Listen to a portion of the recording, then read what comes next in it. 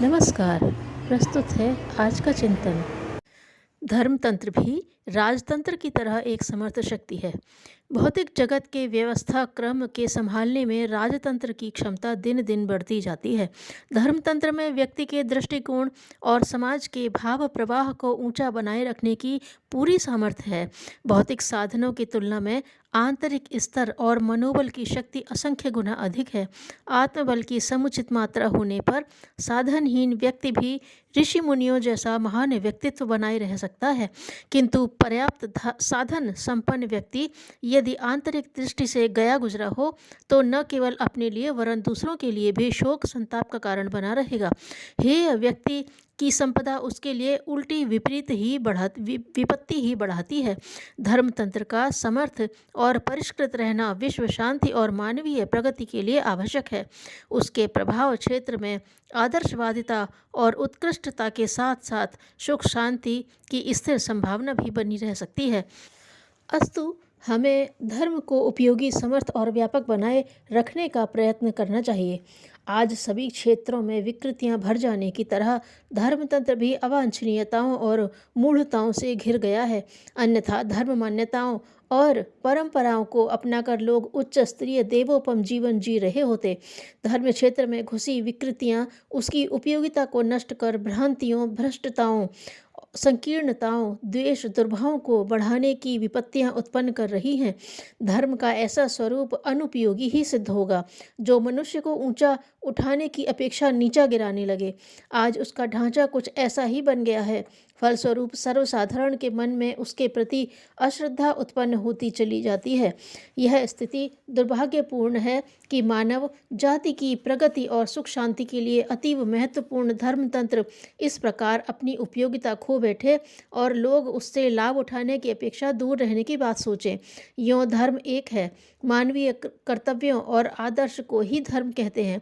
सद्भावनाएं और सत्प्रवृत्तियां धर्म की ही दो उपलब्धियां हैं। समस्त विश्व के समस्त मानव प्राणियों का धर्म एक है, पर देश, काल, परिस्थिति के भेद से उन धर्म सिद्धांतों को कहाँ, कब, किस हद तक कैसे कार्यान्वित किया जाए, इसमें परिस्थिति के अनुसार भेद करना पड़ता है। इससे उसके बाह्य स्वरूप में भेद दिखाई पड़ता है और उस भिन्नता के आधार पर अलग अलग संप्रदाय बन जाते हैं। धर्म सिद्धांतों को परिस्थिति भेद से प्रयुक्त करने में जो भेदभाव करना पड़ा, उसी ने संप्रदायों को जन्म दिया। इतना होते हुए भी उसके मूल सिद्धांत सार्वभौम एवं सार्वजनीन ही बने रहेंगे। पिछले दिनों अंधकार युग के प्रभाव ने अपना रंग धर्म क्षेत्र पर भी कम नहीं डाला है और उसे कम भ्रष्ट नहीं किया है। स्थिति ऐसी आ गई है कि अब या तो उसे सुधारना पड़ेगा या समाप्त करना पड़ेगा। यथास्थिति नहीं चल सकती। वर्तमान स्वरूप बनाए रहने पर तो वह अपनी मौत मरेगा। अनैतिक, सामाजिक और बौद्धिक क्रांति के सारे आधार धर्मतंत्र को परिष्कृत करने से बन जाते हैं। श्रेष्ठ मनुष्य और उत्कृष्ट समाज बनाने की सारी संभावनाएं धर्मतंत्र की मूल मान्यताओं के साथ भली प्रकार जुड़ी हुई हैं। इसलिए युग निर्माण योजना ने धर्म क्षेत्र की विकृतियों के संशोधन का और धर्म तत्व का परिष्कृत रूप प्रस्तुत करने का प्रयत्न किया है। इस आधार पर नवयुग के सृजनों से हमें बड़ी सहायता मिली दिखाई दे रही है। अब गतिविधियों का प्रभाव यों सर्वत्र पड़ रहा है, पर उससे हिंदू धर्म को प्रगतिशील बनाने में अधिक सहायता मिली है, यह एक तथ्य है। हमारी भावना एक सीमित क्षेत्र तक या वर्ग तक अपनी गतिविधियां सीमित करने की नहीं रही। हम हर बात को सार्वभौम और सार्वजनीन दृष्टि से देखते सोचते हैं। किसी धर्म या संप्रदाय से हम बंधे नहीं हैं। विश्व मानव में देवत्व का उदय करने का अपना कार्यक्रम सार्वभौम है।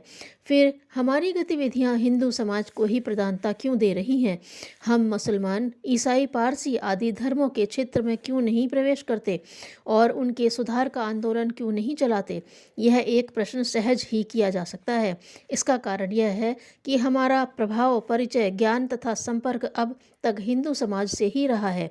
जहाँ जिसका प्रभाव परिचय होता है वह उसी क्षेत्र में ठीक तरह काम कर सकता है। ऐसा होना स्वाभाविक भी है। सुधार के लिए कटु आलोचनाएं लोग अपनों की ही सुन सकते हैं। बिराने समझे जाने वाले वर्ग, संप्रदाय या देश के लोग अपना अपमान समझते हैं और उनकी बात सुनने को तैयार नहीं होते।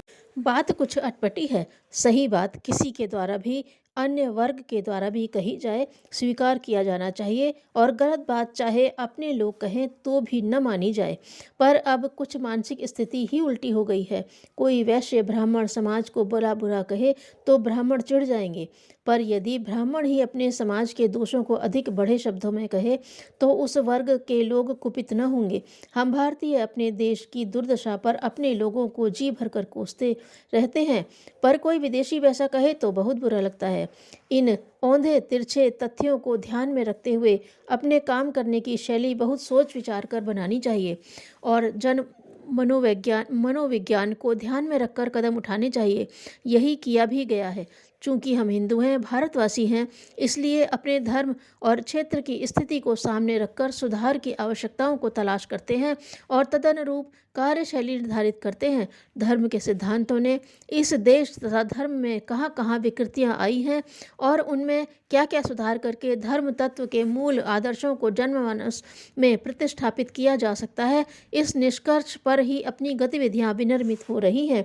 यही क्रियाकलाप हर धर्म, उपदेश और हर क्षेत्र और संस्कृति में अपनाया जाना चाहिए और उस कार्य को उसी वर्ग के लोग अपने हाथ में लें और अपने क्षेत्र में जिन विकृतियों का उभार देखें उनका विरोध करने का कार्यक्रम बनाएं।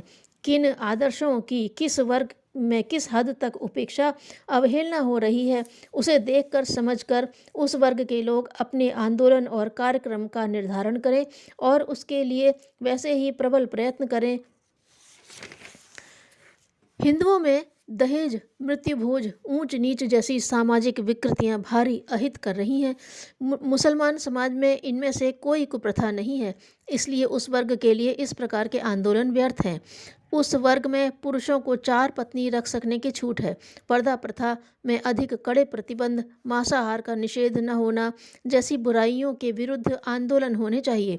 ईसाई पारसियों में दूसरी तरह की सामाजिक बुराइयां और अवांछनीयता हो सकती हैं, पर उन्हें उसी वर्ग के लोगों द्वारा अधिक अच्छी तरह समझा और सुधारा जा सकता है। अपनी योजना यह है कि हर देश में से देशभक्त निकलें और जो अपने राष्ट्र को धार्मिक और आध्यात्मिक आदर्श पर चलने के लिए प्रेरित करें और इस मार्ग में पड़ने वाले अवरोधकों को हटाने के लिए प्रबल प्रयत्न करें। हर धर्म, हर संप्रदाय में ऐसे कार्यकर्ता, मार्गदर्शक, लोक सेवी, जन नेता खड़े होने चाहिए जो अपने धर्म संप्रदाय के ग्रंथों, संतों, आदर्शों, परंपराओं का सहारा लेकर लोक सृजन और सुधार का समान ढांचा खड़ा करें और उस पर धर्म के अनेक लोगों को साथ लेकर वैसा ही उसी स्तर का आंदोलन चलाएं जैसा कि हिंदू धर्म का आधार लेकर इस क्षेत्र वर्ग की जनता को आगे बढ़ाने के लिए चलाया जाता है। समस्त जन समाज को एक ही आदर्श, सिद्धांत, दृष्टिकोण और रीति नीति का अनुयायी बनाने का लक्ष्य रहेगा तो अंततः यह सभी आंदोलन विभिन्न नदियों द्वारा एक ही समुद्र की जल राशि बढ़ाने की तरह एक ही लक्ष्य के पूरक सिद्ध होंगे। हम अनेकता को हटाकर एकता उत्पन्न करने जा रहे हैं। मनुष्य मात्र का एक धर्म हो, एक संस्कृति, एक अध्यात्म, एक लक्ष्य, एक दिशा और एक मन स्तर हो। धर्म ऐसी एकता का प्रतिपादन करता है, उसमें वसुधैव कुटुंबकम सर्वात्म भाव की ही प्रेरणा है। मनुष्य की व्यक्तिगत संकीर्णता ने धर्म को भी अपने स्तर के अनुरूप संकीर्ण बनाया है। अब तक जब तात्विक धर्मनिष्ठा को पुनः सजीव किया जा रहा है तो वह भिन्नता के बीच एकता का आदर्श स्थापित करने में सहायक ही होगी। युग निर्माण योजना हिंदू धर्म तक सीमित नहीं है, उसमें हमारे जैसे अनेक व्यक्ति अपने अपने क्षेत्रों में प्रचंड अभियान आरंभ करने के लिए तत्पर दिखाई देते हैं। धन्यवाद।